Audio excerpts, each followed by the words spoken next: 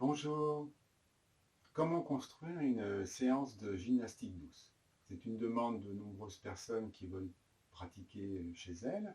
C'est aussi bien sûr la problématique des animateurs, animatrices que je peux encadrer dans différents stages de formation. Le premier point, comme dans beaucoup de disciplines, c'est le cadre. Un début, une fin. Donc, pour commencer, on va trouver un exercice qui va permettre à la fois de se détendre et de laisser le temps aux personnes dans un cours de se mettre en place. Mais ça peut être aussi chez soi. Donc moi je propose celui-ci qui est vraiment tout simple. Voilà. On se met le bout, on déverrouille les genoux, inspire, expire. Donc on ralentit, on détend bien.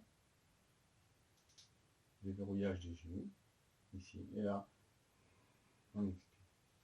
Et on relâche.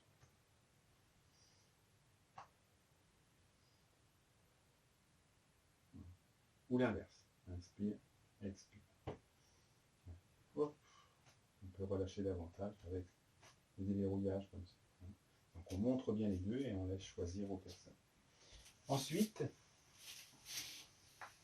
il faut travailler d'une façon rigoureuse, entretenir les différentes régions anatomiques avec, en gymnastique douce, on va travailler surtout sur 4 objectifs principaux: le renforcement musculaire, la souplesse, la respiration, vraiment entretenir le système cardio-respiratoire, et l'équilibre. Donc, on va pouvoir commencer par exemple par travailler, donc ça vous trouvez les différentes vidéos, travailler le dos et les épaules en renforcement musculaire et en souplesse grâce à des étirements. Tous ces exercices, travaillés par objectif, c'est intéressant parce qu'on peut être ouvert à tout ce qui se passe ailleurs, dans différentes disciplines. On va aller chercher des exercices partout, on voit un exercice intéressant, hop, on l'intègre. Et ensuite, on le fait pour soi, ou quand on est enseignant, on le propose aux participants. Donc, le dos, les épaules. Ensuite, on va travailler au niveau des jambes. On va profiter du travail des jambes pour travailler les équilibres.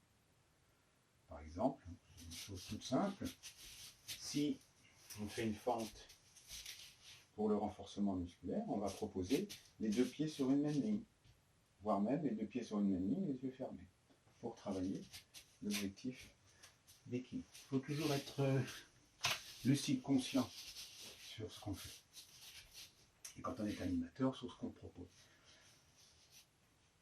Ensuite, il va y avoir le travail des bras, surtout au niveau des triceps, le travail au niveau des fessiers, mais ça peut être les deux en même temps, fessiers et bras, avec tout un tas de conseils que je donne dans les différentes vidéos. Si on a des personnes, par exemple, qui ont mal au poignet, dans ce cas-là, on travaille debout contre un mur, etc., etc. Ensuite, on va travailler les abdominaux. Et ensuite, la phase très importante de relaxation.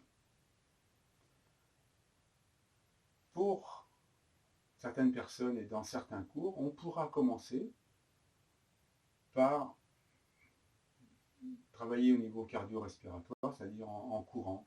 Si on est dans une salle, chez soi, on pourra bouger pendant une dizaine de minutes. Ça, c'est un plus qu'on pourra appeler gymnastique dynamique, gymnastique douce dynamique.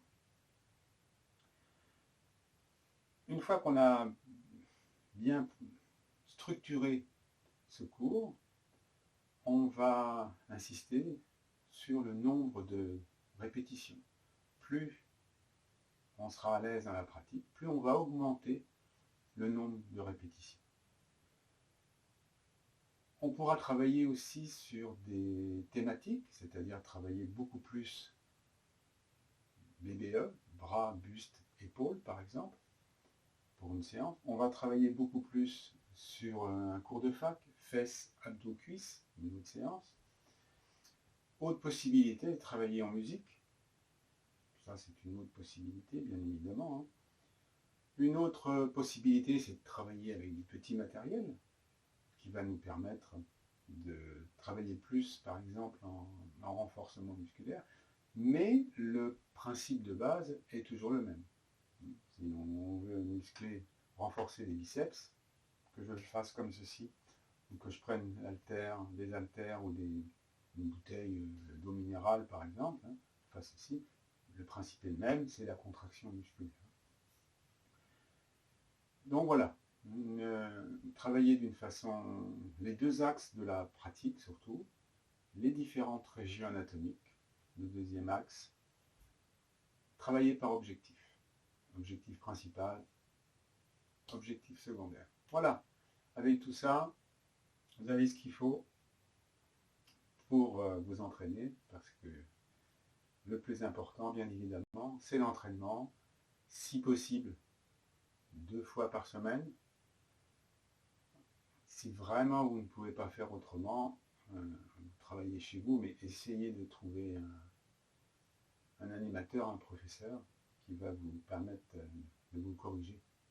Et après, en plus, vous utilisez des vidéos, vous utilisez des livres, etc. Mais l'important, c'est quand même l'animateur qui va pouvoir vous corriger, vous donner des conseils. Donc voilà, bonne pratique, à bientôt, prenez soin de vous.